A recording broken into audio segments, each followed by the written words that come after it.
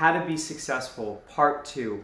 David Jaffe with davidjaffe.com and BestStockStrategy.com, where I teach people how to be consistently profitable in the stock market. Today we're going to talk about health. And health is a major epidemic, especially in the United States, where around 50% of the people are overweight, around 1/3 of the people are addicted to some type of opioid or prescription medication.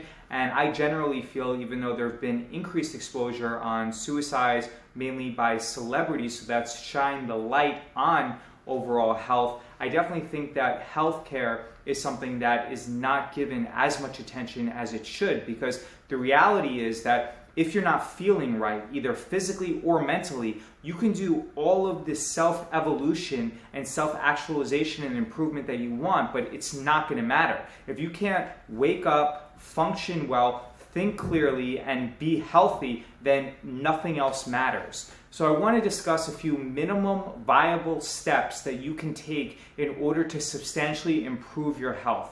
The first thing is food. And the reality is, some of the major things that you can do is not eat processed food and also reduce your carbohydrate intake. So by simply reducing your carbohydrate intake and not eating processed food and also not drinking soda, those are three things that you should relatively easily be able to integrate into your diet that will make a major difference.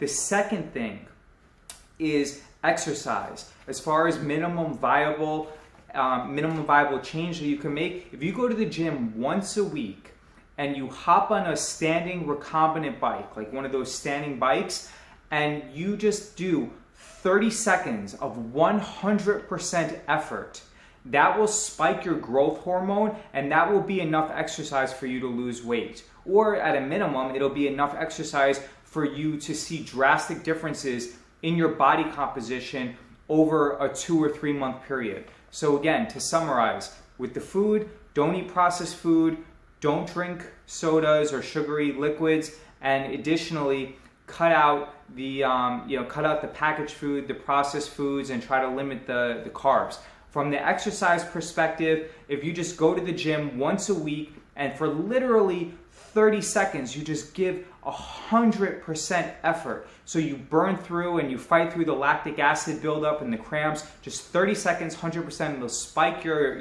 growth hormones, and that'll be sufficient.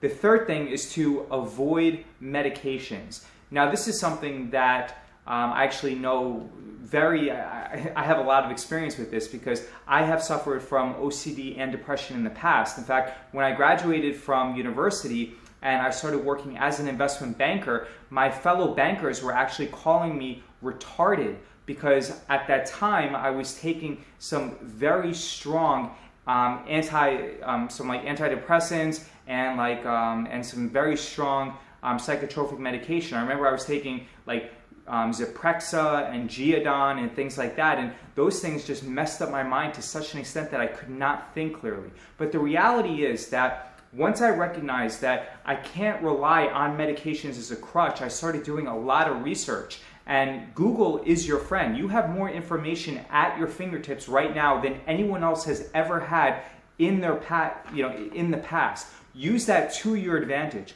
Do not rely on other people to be in charge of your health. Take control over your health, and if there's something that's bothering you, at a minimum, I'm not saying that you shouldn't go and consult with medical professionals. I'm not saying that at all. But what I am saying is you should at least go to Google, educate yourself, and then make an educated decision on at least know what your options are. I know for me personally, being told that I'm retarded by my fellow coworkers did not make me feel good. And then taking everything from Geodon, Zyprexa, Paxil, Anafranil, Abilify, etc., it just had a very deleterious effect on my ability to think clearly.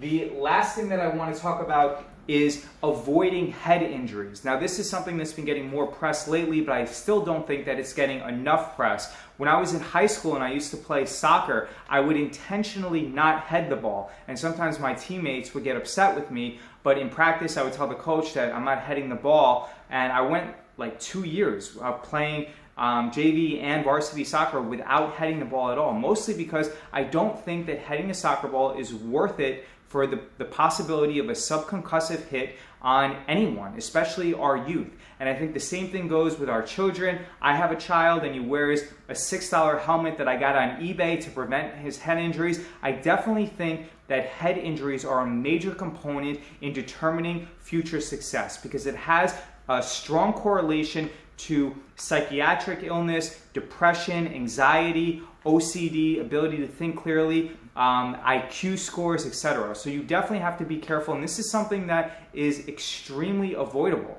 So by you just simply not allowing, and I'm not saying that I'm like against MMA or anything like that, because you know a lot of those sports, they teach discipline. It's an outlet for people. But what I am saying is just educate yourself and then make a conscious decision. And if you're big into MMA, there has to be a way that you can do MMA, but at the same time limit the head injuries, perhaps wear headgear or things like that. So to summarize from yesterday, remember that we need, in order to be successful, opportunities, hard work, and a positive mindset and maintenance. And this both the mental health, which I'm going to discuss tomorrow, and also the physical health, this gets more into both the opportunity and the mindset. Because remember, if you're not healthy, there's no way that you're going to have the opportunity to actually work hard and possess the mindset necessary in order to be successful. And then also, when we have these things and we capitalize upon them, we're going to seek out power, influence, and access. And to summarize today, remember that you want to eat healthy foods, so no sugary foods. Rather, limit your sugars, no sugary drinks, no processed foods or anything like that. Limit your carbs. Exercise. Just do 30 seconds of high-intensity interval training once a week to spike your growth hormone. You can avoid head injuries, and I'm sorry that at the end of the video I'm getting a little bit more anxious. My child is in the other room and I need to make sure that he's okay. Avoid head injuries, and the last thing that you can do is just make educated decisions regarding medications. Use Google as your friend, leverage the resources that you have, and I'm not saying not to consult with medical professionals. My dad's a doctor, my uncle's a doctor, my best friend is a doctor, but for me personally, and remember, all of this is being drawn from personal experience. Going to a psychiatrist and being placed on 20 medications was probably the worst and most harmful thing that I've done in my life, because it's still had negative effects. My mind isn't as clear, I'm not able to think as clearly, etc. So weigh your decisions. Obviously, there's no perfect choice. Don't expect to be perfect, but expect and commit yourself to make progress. Once again, this is David Jaffe with davidjaffe.com. Subscribe below, like, comment, leave me any questions, I'll respond. And if you have any questions that you have, let me know and I'd be happy to answer them. Thank you.